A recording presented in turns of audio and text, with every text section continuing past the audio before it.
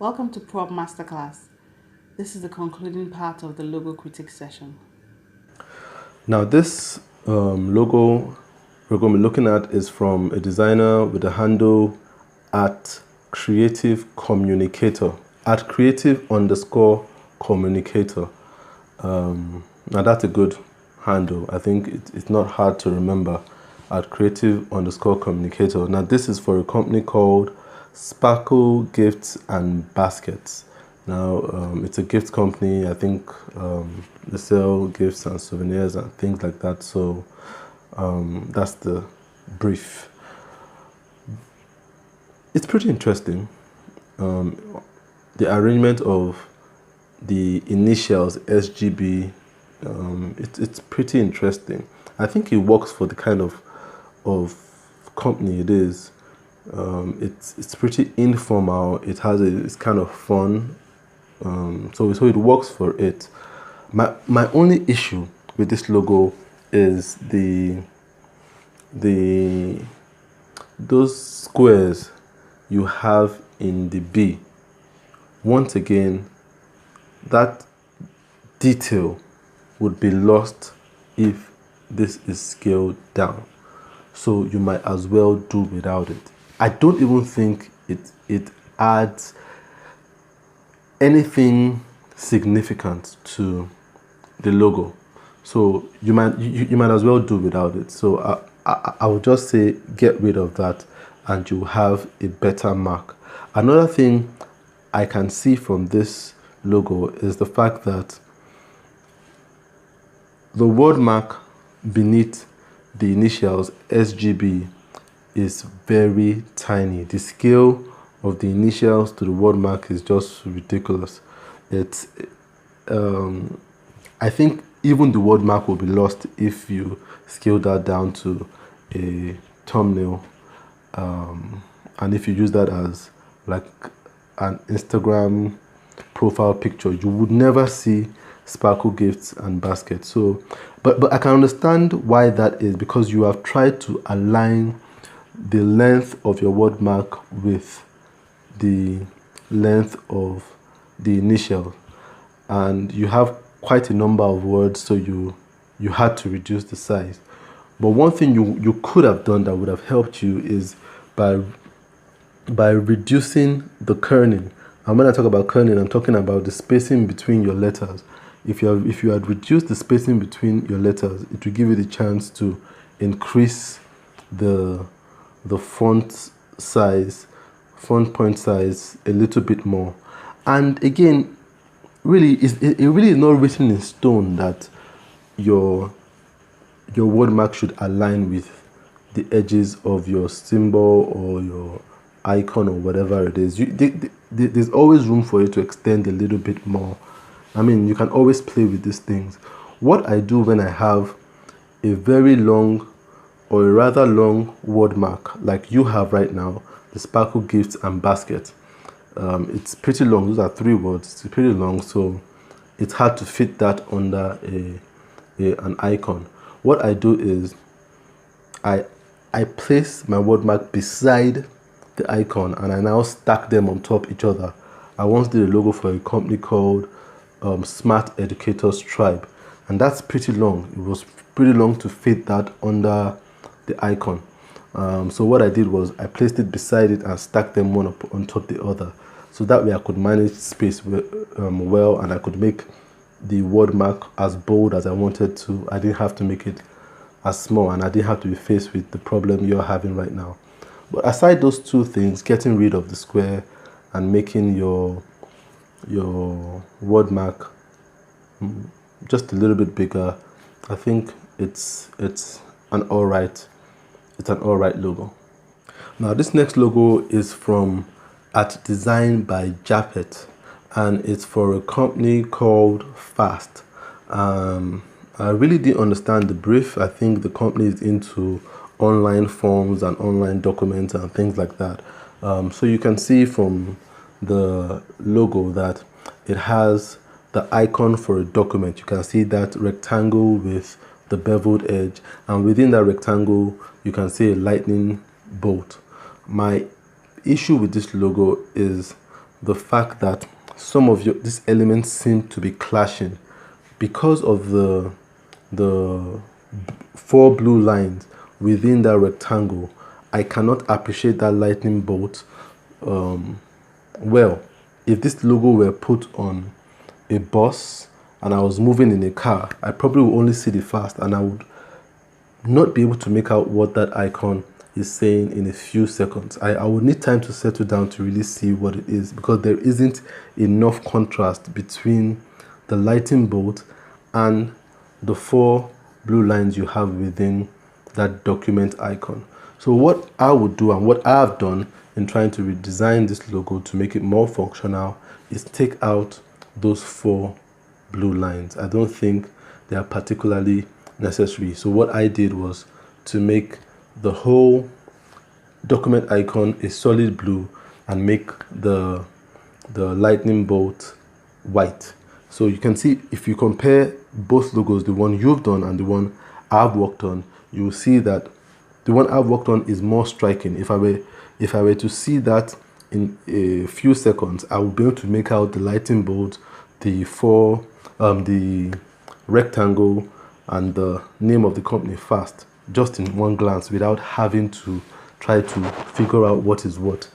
So another thing I worked on was the orientation. I think with your orientation, you've right justified your icon with your word mark. Now, that is a very contemporary way to work. A lot of people do that.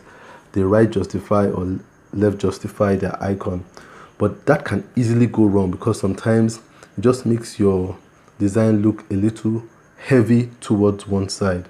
So when you're not sure it is working, I think the best thing to do is just to center justify it.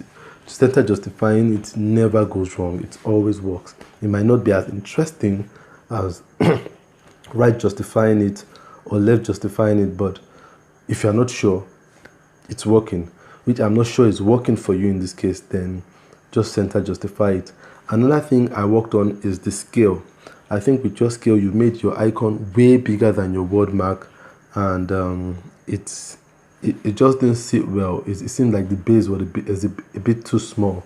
So I tried to increase the scale of the typeface and make the word mark, the symbol, a little smaller, so that it looks like it has a thicker base and it just looks like a steadier logo than what you have.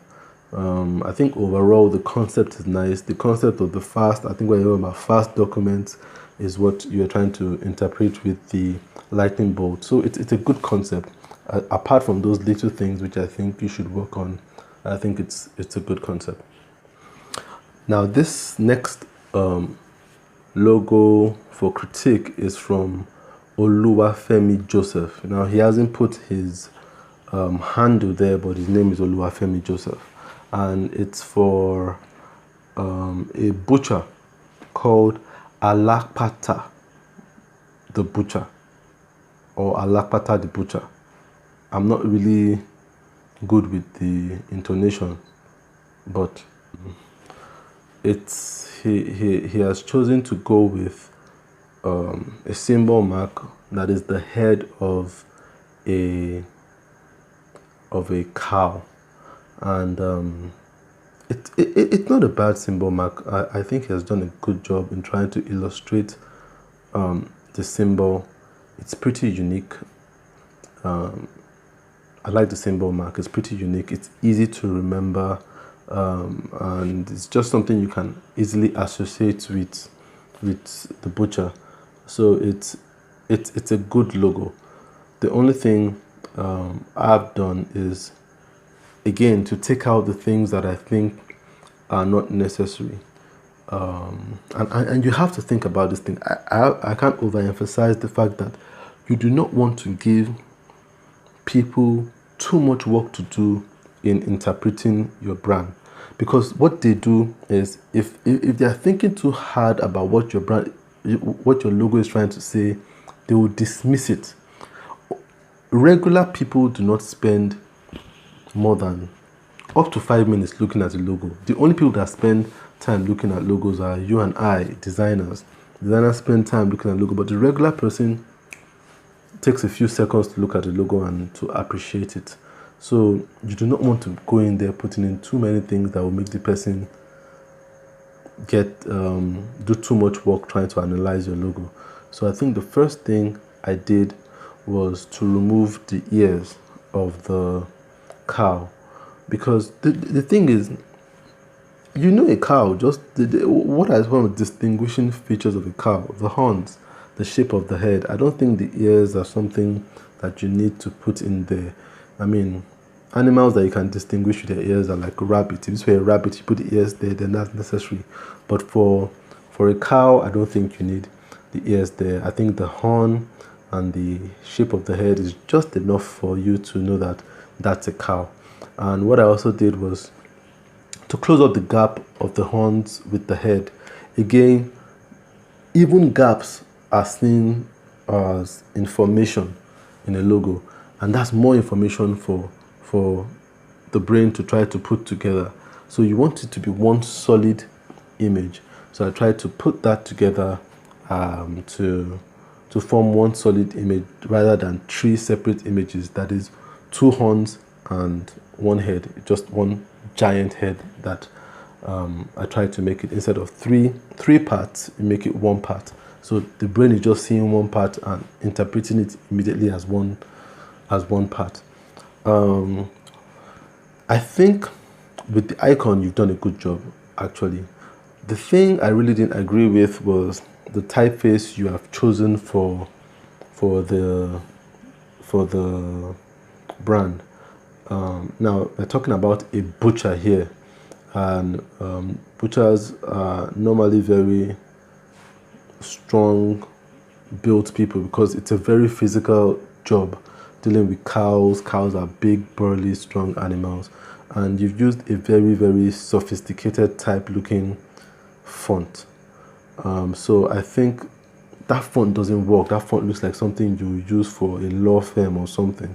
So you need something that is thicker, stronger, something that is sturdier than what you've used. And that's what I tried to do, changing the font, the typeface you have used for that, for something that will complement your icon better. Also, you do not want to be using too many fonts in your word mark. I can see you've used a different font for the brand name, ALÁPÁTÀ, and another font for another font for butcher. That's just way too many fonts going on there. I think you should try to keep your font and your typeface consistent, and so that it looks like one unified unit. So it's a good attempt, and I must say the icon works pretty well, apart from those little things I would advise you work on. Now we have a second logo here still from Oluwafemi Joseph, and this one is for a water company called Aqua Debis. Now you have sent two versions here, and this tells me that you are torn between two versions. One has 3 water droplets there, and one is just a very beautiful word mark alone.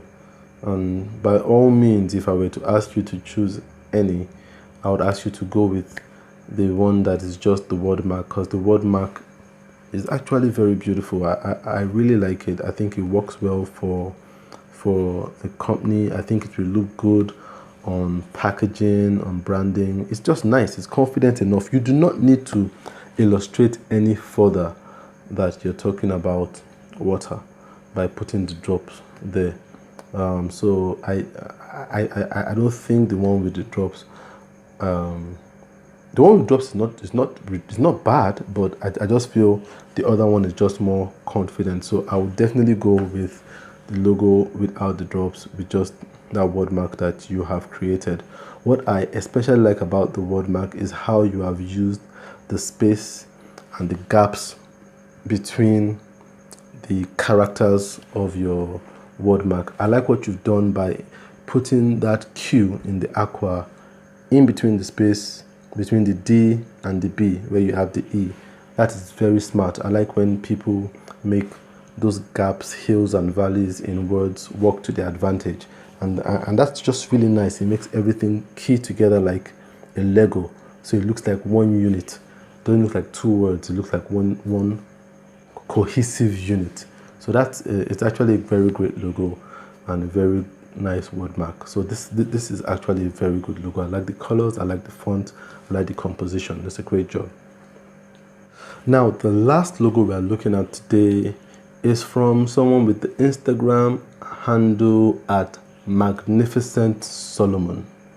Magnificent Solomon. And this is his personal brand for his company.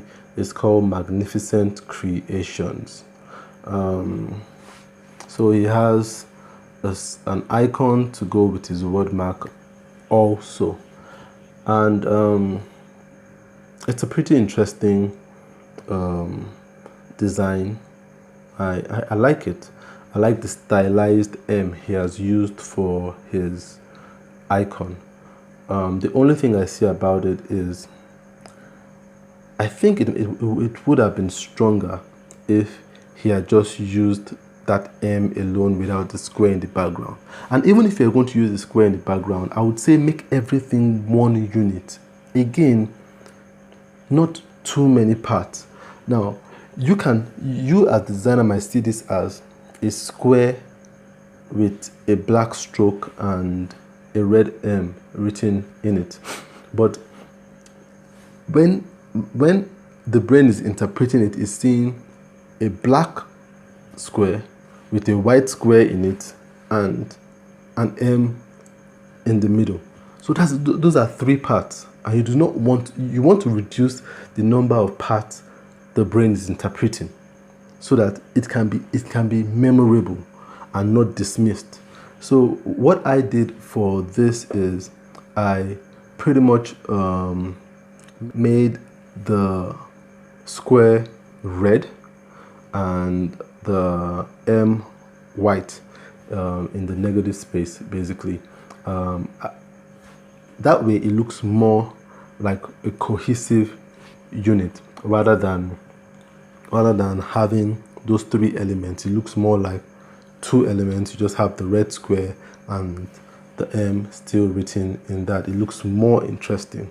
And instead of having your black and white, your black and red word mark, we made everything just red, so that it's more striking. It doesn't look like a mix mash of colors. Although your colors do work, but the thing is that you could make it a little simpler, a little more memorable.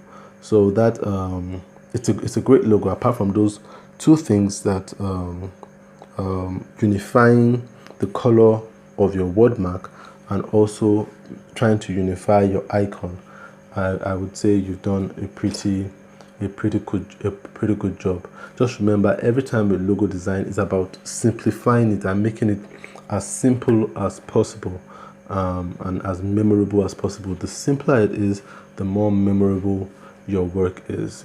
So I would say well done to you at Magnificent Solomon. Not a bad logo at all. Now, I hope you found this class helpful. I want to thank everyone for sending in their logos and making this possible. Now, if you do want to send in your logos for the next logo critique class, please send your logos to ProUp@gmail.com.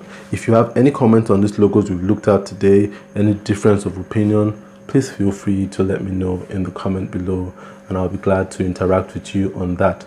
Don't forget to subscribe to the channel and share the video. I'll see you in the next class.